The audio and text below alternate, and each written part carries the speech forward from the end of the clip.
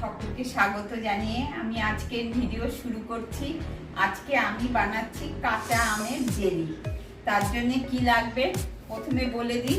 এই যে এটা তোতাপুরি আম নিয়েছি, আর চিনি, মেন তো চিনি, নুন আর একটু হলুদ আর দুটো এলাচ, একটু দারচিনি।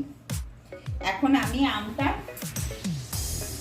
ধুয়ে রাখা আছে, এখন আমি এটা ওই চিলটা বের করে কিশনি করে নেব, তারপরে আমি আবার দেখাচ্ছি। আমটা আমি ভালো করে ছুলে নিয়েছি, এখন আমি এই কিশনি দিয়ে কিশনি করে নেব। এখন আমি আমটাকে কিশনি করে সুন্দর করে নিয়েছি। এখন আমি গ্যাসটা চালিয়ে কড়াইটা বসিয়ে দেব। কড়াইটা গরম হয়ে গেছে, এখন আমি এই আমটা দিয়ে দেব।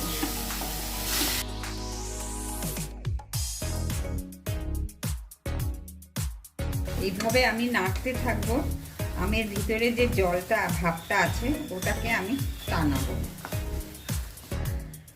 এখন 5 মিনিট ধরে নাড়তে আমার এরকম হয়েছে, জলটা অনেকটা টেনে গেছে। এখন আমি এখানে 300 গ্রামের মতো যে আম আছে, আমি এখন এখানে চিনিটা দিয়ে দেব। তারপরে দেখে আবার দেবো। এখানে 250 গ্রাম চিনি আমি দিলাম। এখন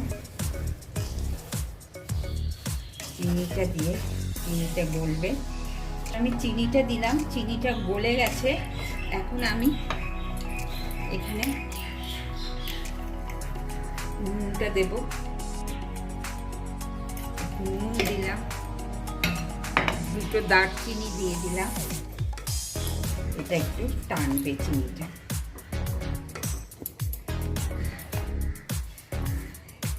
এখন এর মধ্যে আমি একটু অল্প কালারের জন্য একটু হলুদ দেবো, দিয়ে এখন আমি নাড়তে থাকবো।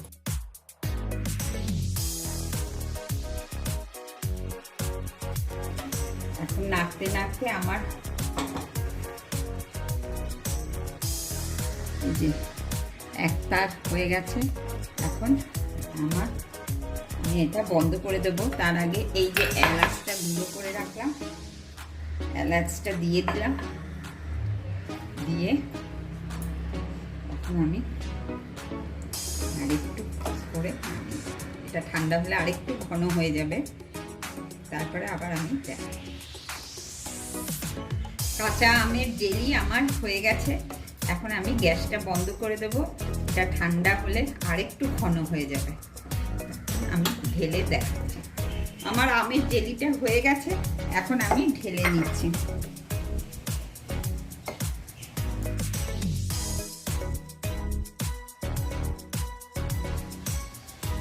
এইভাবে আমার হয়ে গেল আমের জেলি। আপনারা এইভাবে ঘরে বানিয়ে খাবেন। এটা আপনারা ভাত, রুটি, ব্রেড সবার সাথে খেতে পারবেন। আর ভিডিওটা যদি ভালো লেগে থাকে প্লিজ আপনারা লাইক, শেয়ার, কমেন্ট, সাবস্ক্রাইব করবেন, আমার পাশে থাকবেন।